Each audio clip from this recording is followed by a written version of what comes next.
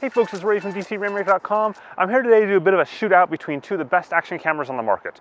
We've got the GoPro Hero5 Black, we've got the Garmin VIRB Ultra 30. Now both these cameras came out within about 3 weeks of each other here back in September, and both of them have very, very similar specs, but they're also a little bit different. And it's really a tough choice when trying to decide between the two of them. So I'm here to give you all the information that you could possibly want about these cameras. But don't forget, I also have an in-depth review. It's written, it's not YouTube, that has a gazillion times more information than this post, this video. And you can hit that down in the link down below there in that post, and there's both one for the GoPro Hero5 Black as well as one for the Garmin VIRB Ultra 30. So with that, let's get started. First up, we got video. Now both of these units do 4K video, and they both do it to 30 frames per second. And on the other side of that, both of them do 240 frames per second at 720p. So in the resolution department, they're actually pretty similar. And both these cameras have pro modes, so the ability to go ahead and set things like exposure, white balance, etc. They're offered on both of these too. And both of these cameras have image stabilization. That means if I were to go ahead and shake it like this, you can go ahead and get a smoother picture that you can turn on by doing electronic image stabilization. That's a little bit different than Sony's new camera, which does it optically, which is technically better. But the Sony camera is a whole different ballpark when it comes to user interface and stuff like that. And I just don't recommend it. I keep hoping Sony will find the light there and make something that's much, much easier to use and has better apps. But it's been like 3 years now and it hasn't happened. So let's talk about these. From an image stabilization standpoint, the GoPro Hero5 Black can stabilize up to 2.7K footage. What it does is it takes the entire image and basically crops about 10% of it out of it. That gives it room to kind of go ahead and keep that image stable and centered and remove any of the bumps that you have. Whereas the Garmin VIRB Ultra 30 can do it up to 1440p. So it's a little bit less than 2.7K. You're not going to quite get the same resolution that you would on the GoPro side. But if you're filming at 1080p anyways, then it's a wash. If you're doing more stuff in 2.7K, then that's definitely a consideration. For me, I film a lot of stuff in 4K. So if I can get something at 2.7K that's image stabilized, that's pretty good. I can go and insert that into 4K footage and most people won't notice the difference. Next, let's talk audio. Both these cameras have introduced different wind reduction technologies. That means that if you're cycling or skiing or doing anything at speed, they can go ahead and cancel that noise out so that you basically hear just my voice. So just to do kind of a quick demonstration of that, here is a bit of a cycling tip. I'll stop talking in a second. That you can see I'm cycling about 20 miles an hour, 30 kilometers an hour, and you can hear me on the GoPro Hero5 Black flawlessly. I'm going at about 20 miles an hour right now, 30 kilometers an hour, and if the GoPro's mics are working, you should be able to hear me, but I can definitely tell you I can hear the audio itself, which is pretty sweet. And the same goes for all the road noise out here. I can hear that, I can hear the honking behind somewhere, I can hear the police out there somewhere. So from a wind standpoint, both of these are great. I've done this on both the Garmin as well as the GoPro, and the reduction technology works awesome for doing audio. What the GoPro does have that's a little bit better though is the ability to go ahead and pipe those 3 different microphones that it has on the camera to separate audio files. This means if you're doing kind of prosumer or pro level audio work, the ability to have basically 3 mics in this one camera and then have 3 audio files is pretty cool. For the average consumer though, that'll be a nightmare if you want to deal with that individually. Don't worry, it's an option, so you don't have to turn it on. But if you don't know what I'm talking about this section here, then it doesn't matter to you, and you really don't want that. The reason is that if you have to edit separate audio tracks later on in applications, it's a lot of extra work. So for most people, they're going to use the defaults, which again, the GoPro has, to go ahead and have the audio track laid just in the video by default. The GoPro will pick out whichever microphone is the best microphone for that situation. But it's something to be aware of between the two cameras. Next, let's talk photo modes. Now, both these cameras have very, very similar photo options. They both go to 12 megapixels. They both have different modes where you can do a wide angle and narrow angles or medium crops. And they can also remove the ability to basically that fisheye look that you got in action cameras. So Garmin simply calls it remove fisheye. GoPro calls it linear. It's the same thing. Basically, it just takes that fisheye and makes it look kind of streamlined. Where you get to some of the differences, though, in burst, for example, the Garmin camera can go ahead and burst to 60 frames per second, although at a slightly reduced resolution, so 8 megapixels as opposed to 12 megapixels. But still, that's a lot of frames. Whereas the GoPro can burst to 30 frames per second. This is again just talking photo. Video is a different category, like I talked about earlier. This is just for photos. Next, both cameras do have the ability to do basically different high dynamic range options. So in the case of the Garmin camera, they call it bracketing. Basically means you take 3 pictures at once, combine them together, and you get this high dynamic range image. GoPro calls that WDR, or wide dynamic range. The same thing. It's great in scenarios, for example, like right now, where I may have sun in some areas, but then have shade in others, and it kind of evens that out. It boosts the light in the shade, reduces it in the overexposed areas. It makes pictures look really clean. There's an image right now on your screen taken with that, and you can see that it looks a lot cleaner. If you look at the before and after right there, it's definitely nice. Again, both of these cameras have that. The one feature that the GoPro does have that the Garmin does not have is the ability to do raw imagery. So the GoPro can shoot dual JPEG as well as RAW files. Those files you can edit later on in applications like Lightroom or Photoshop and get more detail out of the picture that you can use in the editing process. So if you look at these two again, from a photo standpoint, they're very, very similar. The Garmin can burst higher to 60 frames per second, whereas the GoPro can do raw imagery. Again, it's kind of a toss-up as to what you want there. Note that both do have pro modes in photo options, so you can mess with exposure, contrast, lighting, all that kind of jazz directly on the camera itself. Now let's talk about battery. This is actually a really interesting test category because the results are both similar and different. Let me kind of explain that for a second. So GoPro, here on this side, it doesn't actually give battery specs on their site. And it's kind of really weird actually. At their launch event, when you asked about battery, they simply gave you the milliamp hour ratings, which is nice from a tech standpoint, but it's totally used in the context of anything. And the reason is that milliamp does not tell you how much battery something burns. It simply tells you how much battery capacity you have. So you can have a 1200 milliamp battery, but if you're burning through 1200 milliamps in 30 minutes, that's much different than burning through 1200 milliamps in an hour. And so it's a little odd that GoPro doesn't give that information out anywhere on their site. When I asked different GoPro reps, and I asked a bunch of different people at different media events about battery life, I got kind of totally different answers. And those answers were totally different than what the reality is. In fact, they actually undersold themselves. So how do the cameras perform? So I've been doing a bunch of tests here, trying to figure this out. By default, your GoPro HERO5 Black will have Wi-Fi enabled. And so in that mode, you're getting about an hour and a half with 4K footage, about an hour 45 with 2.7K, and about 2 hours on the dot with 1080p 30. Those are all 30 frames across the board. What's so interesting about that, though, is how close that range of battery life is. So in the past, a GoPro, for example, got closer to 2 hours at 1080p and barely an hour at 4K.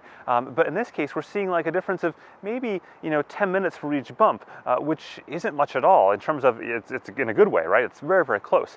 So next, I started doing tests with turning Wi-Fi off and all connectivity off and GPS off and everything off to see what happens. I'll put those down below there so you can see what those numbers are.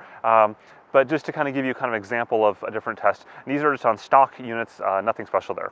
So what about the Garmin? Garmin's about 2 hours and 15 or so minutes for 1080p, so it's basically the same ballpark as the GoPro HERO5, whereas 4K footage drops quite a bit. It's almost about an hour, give or take, is what I've seen for 4K footage. I haven't done a lot of testing at 2.7K. I mostly shoot in either 4K or 1080p. It's kind of my in-between there. So, when you look at battery, they're both similar and different. It depends on what you're shooting with. Keep in mind though, with the Garmin, that's with GPS on. So that's GPS on, sensors on, all that kind of stuff running in the background. So in some ways, if you're doing 1080p, this is going to give you more stuff for the same battery life. If you're doing 4K, then this is going to give you more 4K footage. So both of these cameras introduced voice control, which allows you to go ahead and just simply tell your camera what to do, whether it be starting a recording or taking a photo, a burst, all that kind of stuff. That's useful if you're doing something like this, where you want to go ahead and just simply tell the camera what to do and you can't really touch it or whatever the case may be, or something where the camera is mounted further away. The way it works is you start off by telling the name of the camera manufacturer. So in the case of GoPro, I would say, GoPro, start recording. And it should start recording. But it didn't. And that's part of the problem I've seen with the GoPro, both the HERO5 Black as well as the HERO5 Session. It's just not as good at picking up those commands, whereas virtually every single time with the Garmin, it works. Okay, Garmin, start recording. And it started. It just worked. The GoPro, it does support more commands. For example, the GoPro has a huge list of commands, and it also includes cool things like you can tell it, you can say, oh shit, and it'll capture that as a highlight tag in the video. And you can say, that was sick, and it'll capture that as a highlight tag in the video. Whereas the Garmin, it's kind of like a more corporate thing. It's, in a lot of ways, it represents what these two companies are. Garmin is more corporate, their commands are more minimalist. GoPro is more kind of just hang 10. It started by a surfer, and the commands represent that. There's more diversity in it, and it's designed just to kind of be easier to use. But it doesn't work as well. And so that's kind of one of the bummers there. I've also found that, generally speaking, the GoPro commands work up to about 10 miles an hour when they do work anyways, in terms of speed, if I'm like wind noise and stuff like that. The Garmin goes a little bit higher than that before they stop working. Again, they're both cool, but I'd give the edge to the Garmin in this case for actually just working most of the time. Oh, okay, Garmin, stop recording. And it stopped. So let's talk GPS. Now both these cameras have GPS in them, but how they use it is dramatically different, and it's a huge thing to understand. With the GoPro, GPS here is merely used for geotagging, which means that right now when I take a picture with this camera, it's going to tag it as being in Banff because that's where I am. But that's it. It's just like, selecting on Instagram or Facebook what your geotagging location is.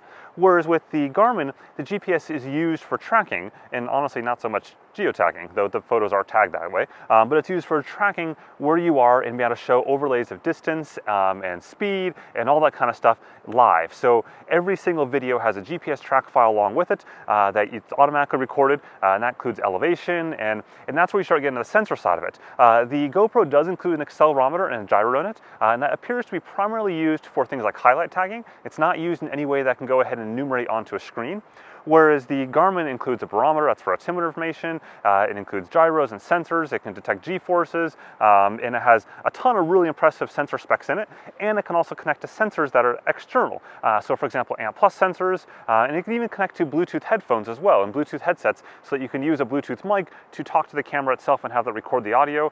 This is useful also on the Bluetooth side for connecting to sensors in automotive, and marine and aviation. I mean, there's tons and tons of ways you can connect this camera to your cool stuff, and you can't do that here. And what's strange about this from my perspective is that GoPro bought a company, Dashware, that specializes in overlays of data onto the video. I mean, that's all that company does, and not a single bit of that showed up in the Hero 5 launch, and it's a bit disappointing. I'm hoping down the road GoPro will look to go ahead and enable this GPS to be used for tracking, but right now that's not the case. Right now they're hoping that third-party programs with their GoPro or made for GoPro program will leverage the camera in their own devices, but that's a bit of a nightmare to deal with. For example, they want Polar to make their own video editing software for iOS and Mac and PC and Android, which is just a lot of work to deal with, and it doesn't make any sense for a non-video company to have to make their own software, and they want all of their software partners to do that. I'm really hoping that GoPro comes to their senses in this scenario though, and just simply allows you to overlay data from these things automatically.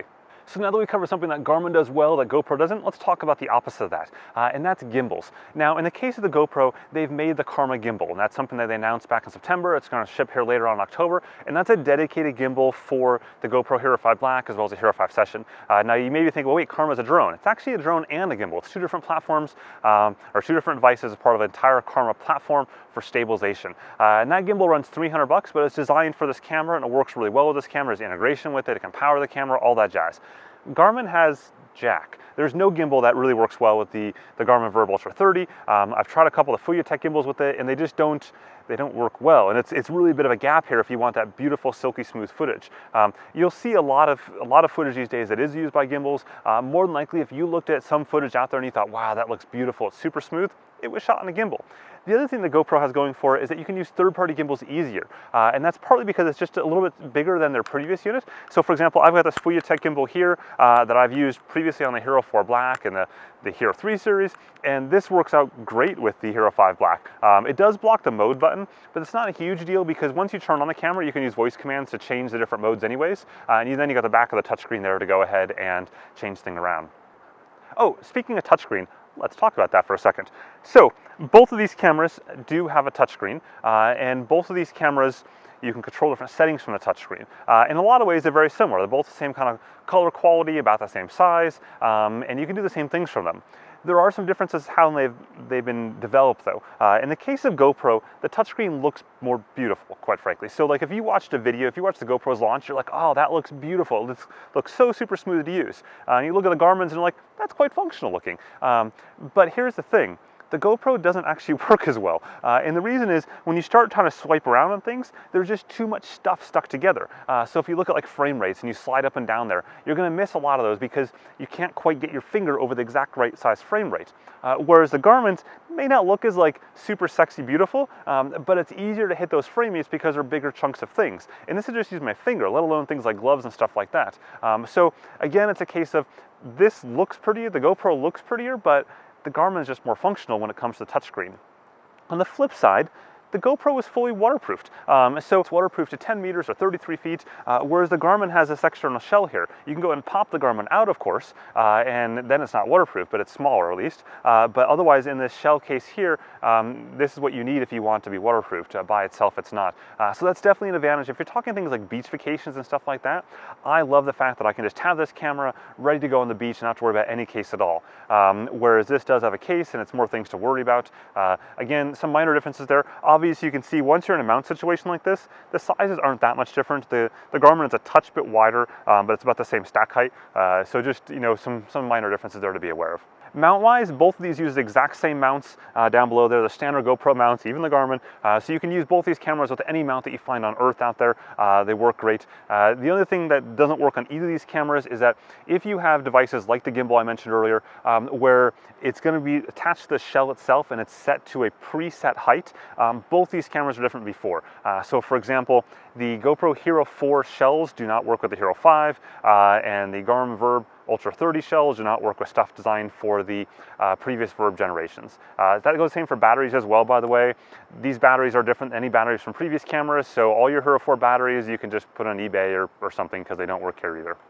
So lastly, let's talk Wi-Fi, and then we'll talk apps. Both these cameras have Wi-Fi, and both of them use them both, again, similar in different ways.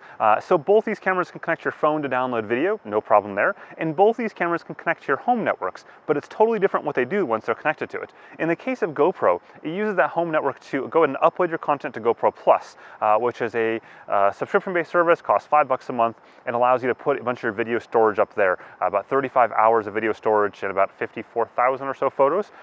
Whereas in the case of Garmin, you can't upload anything to the cloud, but you can go ahead and connect your home network with your phone as well, so you basically control this and multiple VIRB Ultra 30s on that same home network. So this is kind of more useful if you're doing something in a studio setting, or you're doing something where you have a mobile hotspot and you want to be able to control that all on one network. This is kind of handy. Also, you can do live streaming from the Garmin VIRB Ultra 30, whereas you can't do that natively with GoPro's app. You can use Periscope to do it, whereas with the Garmin app, you can go ahead and do it straight to YouTube right out of the box there.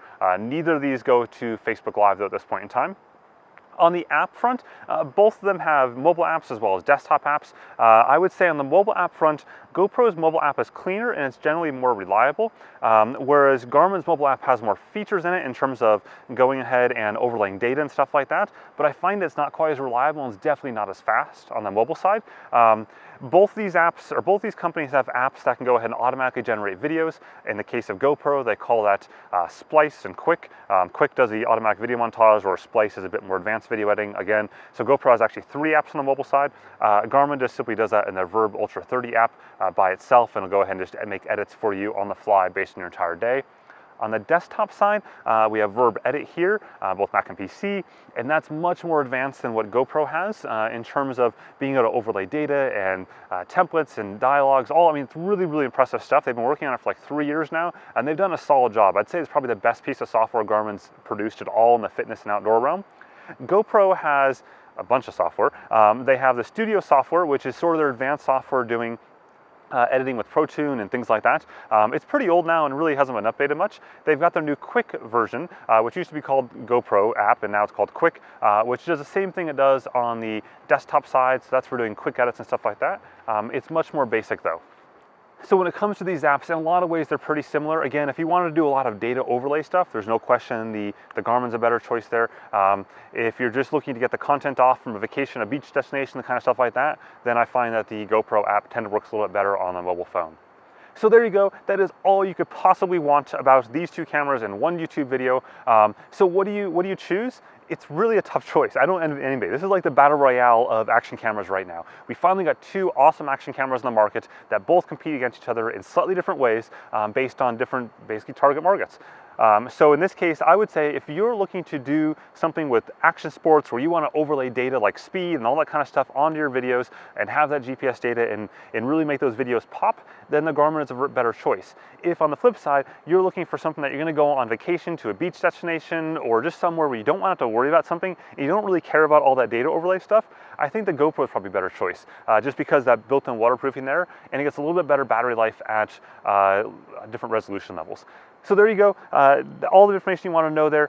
Go ahead and whack that like button down below, as well as the subscribe button. There's plenty more GoPro and Garmin videos on the way, as well as sports technology stuff.